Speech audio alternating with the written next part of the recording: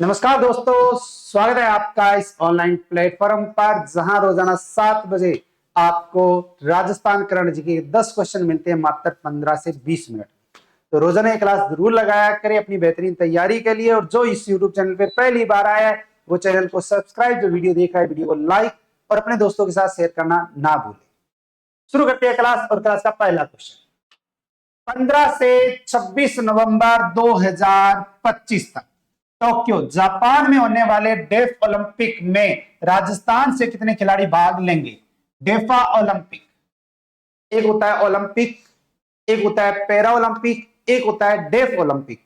मूक व बधिरों के लिए होता है डेफ ओलंपिक। और उस डेफ ओलंपिक के अंतर्गत जो है वो टोक्यो जापान में 2025 के अंतर्गत आयोजन होगा, जिसमें जो है वो क्रमानुसार 25वां जो है वो समर डेफ ओलंपिक्स का जो है वो आयोजन होने वाला है, जिसमें हमारे राजस्थान से अगर पूछे कितने खिलाड़ी भाग लेंगे तो राजस्थान से खिलाड़ी भाग लेंगे 7। अब ये 7 खिलाड़ी कौन है, किस खेल से है, किस जिले से है, ये आपको याद रखना है, मोस्ट इंपोर्टेंट है। तो राजस्थान के अंतर्गत पहला खिलाड़ी है रमेश कुमार, जो चूरू जिले से है, जेवलिन थ्रो से है। दूसरा है वीरेंद्र सिंह, जो करौली जिले से है, 10 किलोमीटर पैदल चाल से है। पीयूष जोधपुर जिले से है, बैडमिंटन का खिलाड़ी। अभिनव शर्मा जयपुर से है, बैडमिंटन खिलाड़ी। रसित श्रीगंगानगर से टेनिस खिलाड़ी। मैना गुज्जर टोंक से 800 मीटर। और घनश्याम जी भरतपुर जिले से हैं, कुश्ती खेल से। तो रमेश कुमार का संबंध राजस्थान के चूरू जिले से किस खेल से? जेवलिन थ्रो से। वीरेंद्र सिंह करौली जिले से किस खेल से? 10 किलोमीटर पैदल चाल से। पीयूष जोधपुर से किस खेल से? बैडमिंटन से। अभिनव शर्मा जयपुर से किस खेल से? बैडमिंटन से। अर्षित श्रीगंगानगर जिले से किस खेल से? टेनिस से। मैना गुज्जर टोंक जिले से किस खेल से? 800 मीटर दौड़। और घनश्याम जी भरतपुर जिले से किस खेल से? कुश्ती से। तो ये खिलाड़ी हैं 7 खिलाड़ी डेफ ओलंपिक 2025 जो टोक्यो जापान में आयोजित होगा उसमें भाग लेंगे। इसमें कोई ना कोई तो पदक जीतेगा ही जीतेगा। फिर आता है 8वीं सीनियर बॉल बैडमिंटन प्रतियोगिता का आयोजन अगर पूछे कहां हुआ तो कोटा में। 8वीं सीनियर बॉल बैडमिंटन प्रतियोगिता का आयोजन हुआ कोटा में। और कोटा में संपन्न हुई 8वीं सीनियर बॉल बैडमिंटन प्रतियोगिता के दोनों वर्गों पुरुष और महिला का खिताब अगर पूछे किस टीम ने जीता तो ये जीता है बीकानेर टीम ने। किस टीम ने जीता है? बीकानेर टीम ने जीता है। तो आयोजन कहां हुआ? कोटा में 8वीं सीनियर बॉल बैडमिंटन प्रतियोगिता, जिसमें पुरुष और महिला दोनों खिताब अगर देखे तो बीकानेर ने जीते हैं। कोटा में संपन्न हुई 8वीं सीनियर बॉल बैडमिंटन प्रतियोगिता का दोनों वर्गों का खिताब बीकानेर ने जीता। और चूरू जो है वो उप विजेता रही है। और जयपुर की महिला टीम जो है वो तीसरे स्थान पर रही। प्रतियोगिता के बेस्ट खिलाड़ी महिला वर्ग में बीकानेर की सलोनी और पुरुष वर्ग में बीकानेर से सिद्धार्थ जो है वो बेस्ट खिलाड़ी के रूप में उभरे। तो 8वीं सीनियर बॉल बैडमिंटन प्रतियोगिता का आयोजन कोटा में संपन्न हुई 8वीं सीनियर बॉल बैडमिंटन प्रतियोगिता में पुरुष या महिला दोनों वर्गों का खिताब बीकानेर में, जिसमें उप विजेता चूरू। और बेस्ट महिला वर्ग की खिताब या जीत अगर देखे तो सलोनी जो बीकानेर से। और पुरुष बेस्ट खिलाड़ी का अवार्ड जो है वो सिद्धार्थ जो बीकानेर से। Next, amateur soft hockey federation of India द्वारा हर घर हॉकी निःशुल्क हॉकी एवं टैलेंट सर्च अभियान का आयोजन कब किया गया? हर घर हॉकी निःशुल्क हॉकी एवं टैलेंट सर्च अभियान, ये अभियान चलाया गया हमारे राजस्थान के जयपुर जिले के अंतर्गत। और ये चलाया गया था राष्ट्रीय खेल दिवस के अवसर पर। और राष्ट्रीय खेल दिवस अगर पूछे कब मनाया जाता है तो 29 अगस्त को मनाया जाता है। 29 अगस्त 2025 को हमारे राजस्थान के अंतर्गत amateur soft hockey federation of India के द्वारा खेलों के उत्थान और नई प्रतिभाओं की खोज को बढ़ावा देने के उद्देश्य से हर घर हॉकी निःशुल्क हॉकी एवं टैलेंट सर्च अभियान का आयोजन जो है 29 अगस्त 2025 को जयपुर में किया गया। नेक्स्ट, राजस्थान में नगरीय निकायों की संख्या 282 से बढ़ाकर कितनी कर दी है? राजस्थान में नगरीय निकायों की संख्या कितनी थी पहले? 282, जिसको बढ़ा दिया गया। और बढ़ाकर अगर पूछे कितनी कर दी गई है तो ये कर दी गई है 312। तो राजस्थान के अंतर्गत नगरीय निकायों की संख्या कितनी हो चुकी है? तो 312 हो चुकी है। तो नगरीय निकायों की संख्या 282 से बढ़कर 312 हो जाने, कई नगरीय निकायों में पुरानी हो चुकी लाइटों के स्थान पर नवीन लाइटें लगाने की जरूरत के मद्देनजर अब 1 लाख लाइटों के स्थान पर 2 लाख स्ट्रीट लाइटें लगाई जाएगी। संशोधित बजट घोषणा के अंतर्गत इस पर अनुमानित 160 करोड़ रुपए का जो है वो खर्चा होगा। तो राजस्थान में नगरीय निकायों की संख्या 312। नेक्स्ट, राजस्थान के किस जिले के रेयांश उपाध्याय ने जिसकी आयु है मात्र 12 वर्ष के रेयांश उपाध्याय ने नेशनल किक बॉक्सिंग चैंपियनशिप 2025 में सिल्वर मेडल जीता। तो राजस्थान के अंतर्गत जो अगर पूछे कि रेयांश उपाध्याय, तो रेयांश उपाध्याय आता है हमारे राजस्थान के उदयपुर जिले का। उदयपुर जिले के रेयांश उपाध्याय ने किस खेल प्रतियोगिता में, तो नेशनल किक बॉक्सिंग चैंपियनशिप में कौन सा पदक जीता, तो सिल्वर मेडल जीता है, रजत पदक जीता है। तो उदयपुर जिले के 12 साल के उदयपुर जिले के 12 साल के रेयांश उपाध्याय ने नेशनल किक बॉक्सिंग चैंपियनशिप 2025 में शानदार प्रदर्शन करते हुए सिल्वर मेडल जीतकर राजस्थान का नाम रोशन किया है। और यह प्रतियोगिता अगर पूछे कि कहां आयोजन हुई थी, तो चेन्नई में आयोजित हुई थी। इससे पहले अगर देखें तो रेयांश 37 किलो वेट कैटेगरी में स्टेट लेवल पर गोल्ड मेडल जीतने के बाद नेशनल स्तर पर पहुंचे थे। इससे पहले जो है वो 37 किलो वेट कैटेगरी में स्टेट लेवल पर ये गोल्ड मेडल जीत चुके हैं और आयु आती है 12 साल। तो रेयांश उपाध्याय जो 12 वर्ष के हैं, नेशनल किक बॉक्सिंग चैंपियनशिप 2025 इसका आयोजन चेन्नई में हुआ, उसमें उदयपुर के रेयांश उपाध्याय ने जीता है सिल्वर यानी रजत पदक।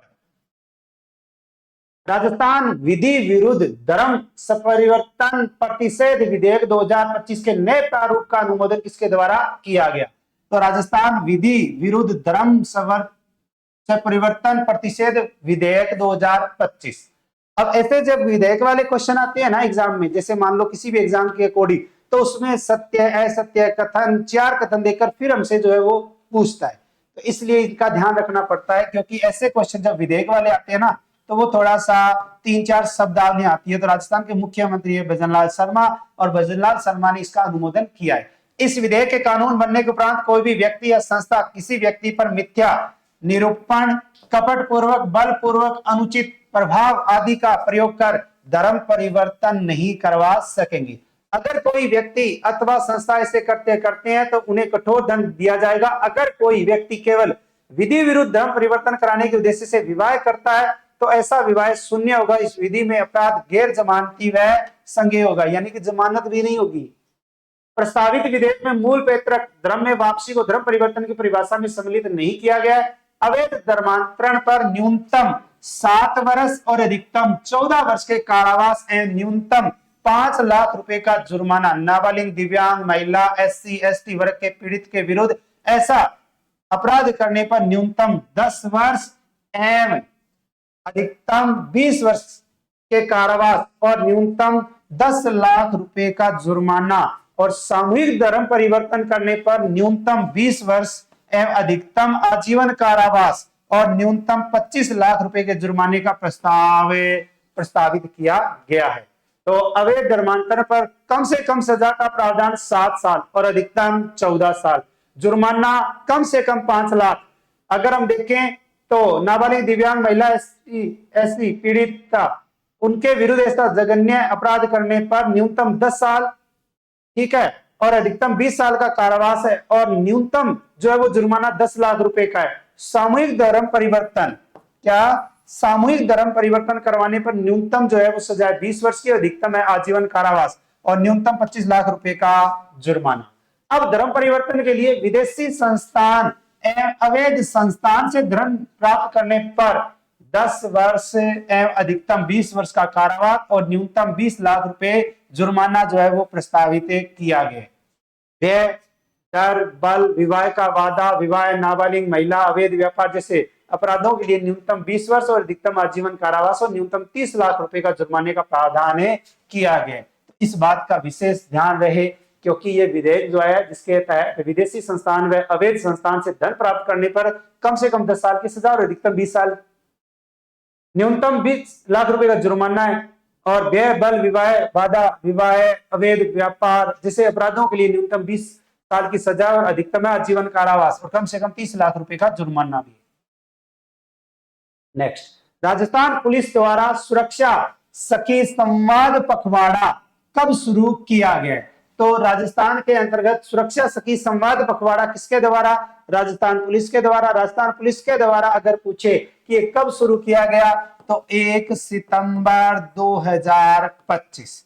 1 सितंबर 2025 से लेकर 15 सितंबर 2025 तक हमारे राजस्थान के अंतर्गत राजस्थान पुलिस के द्वारा सुरक्षा सखी संवाद पखवाड़ा जो है वो अभियान चलाया जा रहा है, जिसमें महिलाओं की सुरक्षा अब घर घर जो है ये थीम, इसका संकल्प रखा गया है। सुरक्षा सखी संवाद पखवाड़ा के तहत हमारी सुरक्षा सखियां आपके साथ संवाद स्थापित करेगी और कानूनी अधिकारों की जानकारी देगी, जो राजस्थान पुलिस के द्वारा जो है वो ये बात बताई गई। नेक्स्ट, 1 सितंबर 2025, 1 सितंबर 2025 को आरपीएससी के किस सदस्य ने अपने पद से इस्तीफा दिया है? 1 सितंबर 2025 को आरपीएससी के अंतर्गत जो है एक व्यक्ति था जिनका नाम आता है मंजू शर्मा, और मंजू शर्मा ने जो है वो क्या कर दिया है, अपने पद से इस्तीफा दे दिया है। प्रसिद्ध कवि है कुमार विश्वास, जिनकी पत्नी का नाम है मंजू शर्मा। मंजू शर्मा ने 1 सितंबर 2025 को आयोग की सदस्यता से इस्तीफा दे दिया और मंजू शर्मा ने अपना इस्तीफा अगर देखे तो राज्यपाल को भेजा है। उनका इस्तीफा उस समय आया है जब राजस्थान हाईकोर्ट में हाल ही में वर्ष 2021 के उप निरीक्षक एसआई भर्ती पेपर परीक्षा लीक मामले में आयोग के अध्यक्ष और सदस्यों की कड़ी आलोचना की थी। इसके अंतर्गत जो इन्होंने अपने पद से इस्तीफा दे दिया। राजस्थान जल संसाधन विभाग ने कपासना माइनर नहर के पुनर्वास कार्य के लिए कितने करोड़ रुपए की लागत को मंजूरी दी है? तो राजस्थान जल संसाधन विभाग और जल संसाधन विभाग ने राजस्थान में कपासना माइनर नहर और इस नहर के पुनर्वास कार्य के लिए राज्य सरकार ने अगर हम देखें तो 42.13 करोड़ रुपए की जो है वो मंजूरी दी गई है। कितने रुपए? 42.13 करोड़ रुपए। तो राजस्थान जल संसाधन विभाग के द्वारा किस नहर के पुनर्वास कार्य के लिए 42.13 करोड़ रुपए की लागत को मंजूरी दी? कपासना माइनर नहर। राजस्थान जल संसाधन विभाग ने कपासना माइनर नहर के पुनर्वास कार्य के लिए 42.13 करोड़ रुपए की लागत को मंजूरी दी है। यह कार्य जल संरक्षण और सिंचाई सुविधाओं को मजबूत करने की दिशा में एक महत्वपूर्ण कदम है, जिससे क्षेत्र के किसानों को लाभ मिलेगा। फिर आता है केंद्रीय एमएसएमई मंत्रालय व federation of Rajasthan trade and industries के द्वारा 29-30 अगस्त 2025 को एमएसएमई कॉन्क्लेव कहां आयोजित हुआ है? तो राजस्थान में 29-30 अगस्त 2025 2 दिवसीय जो है वो एमएसएमई कॉन्क्लेव का आयोजन जो है वो किया गया, और ये आयोजन अगर देखें तो राजस्थान के अंतर्गत किस जिले में किया गया? तो उदयपुर जिले में किया गया। किसके द्वारा? तो केंद्रीय एमएसएमई मंत्रालय और federation of Rajasthan trade and industries के द्वारा। और कहां किया गया? उदयपुर। तो केंद्रीय एमएसएमई मंत्रालय और federation of Rajasthan trade and industries के संयुक्त तत्वाधान में 29 और 30 अगस्त 2025 को भैरवगढ़ उदयपुर में निःशुल्क 2 दिवसीय एमएसएमई कॉन्क्लेव का आयोजन हुआ। कल आपसे क्वेश्चन पूछा गया था, राजस्थान में पीएम सूर्य घर के तहत कितने यूनिट निःशुल्क बिजली योजना लागू की जाएगी? तो इसका राइट आंसर था 150। जिसने राइट आंसर दिया है बहुत बहुत धन्यवाद। आप सबके जो है वो कमेंट पढ़े जाते हैं, ठीक है। तो इसके अलावा क्वेश्चन फॉर यू के तहत आपके लिए क्वेश्चन है, राजस्थान में शहर चलो अभियान कब से कब तक आयोजित किया जाएगा? राजस्थान में एक अभियान चलाया जाएगा, शहर चलो अभियान। ये अभियान राजस्थान में कब से कब तक आयोजित किया जाएगा? इस क्वेश्चन का आंसर आपको मेन कमेंट बॉक्स में देना है। क्लास अगर अच्छी लगी है तो क्लास को लाइक, अच्छे अच्छे कमेंट और व्हाट्सएप स्टेटस लगाकर दूसरों को भी जो जागरूक करेंगे। इसके अलावा स्कूल व्याख्याता प्रथम पेपर ग्रेड 2 शिक्षक भर्ती और रीट मुख्य परीक्षा क्लासरूम से लाइव बैच, ये जो है वो बैच नए शुरू हो चुके हैं, जिसके अंतर्गत जो है वो आप ऑफलाइन और ऑनलाइन दोनों जुड़ सकते हैं। ऑफलाइन संकल्प के अंतर्गत आकर अगर आप घर बैठे तैयारी करना चाहते हैं तो आज ही डाउनलोड कीजिए संकल्प ऐप, और संकल्प ऐप को डाउनलोड करके आप जो है ये कोर्स परचेज कर सकते हैं, जिसके अंतर्गत ये जो है वो 1499 का जो रखा गया है, ठीक है, बैच, इसकी राशि जो है वो हो जाएगी आपकी मात्र 999 रुपए।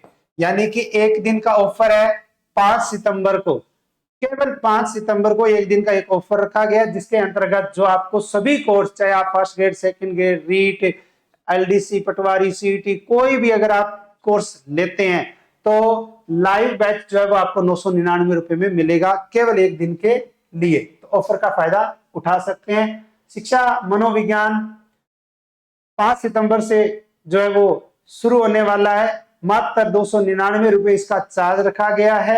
अधिक जानकारी के लिए संपर्क करें 8696912121 पर। बाकी इनकी क्लास सर की लगती है। और इसके अलावा मार्केट में आपको ये बुक मिल जाएगी संकल्प पब्लिकेशन की, जिसमें सामान्य ज्ञान है, तृतीय श्रेणी रिट मुख्य परीक्षा की है, first level, second level, grade second है, पीटीआई है, सीईटी है, चतुर्थ श्रेणी कृषि पर्यवेक्षक, इन सब की किताबें जो है वो आपको मार्केट में उपलब्ध है। अगर आप बुक स्टोर पे नहीं जा सकते, आसपास के किसी क्षेत्र में नहीं मिल रही है, तो आप संकल्प ऐप को डाउनलोड करके ऑनलाइन ऑर्डर करके भी ये घर बैठे मंगा सकते हैं। ठीक है, तो रोजाना एक क्लास लगाते रहा करें। मिलते हैं कल सुबह 7 बजे नए 10 क्वेश्चनों के साथ। तब तक राधे राधे, जय श्री श्याम, जय श्री कृष्णा, जय हिंद, जय भारत।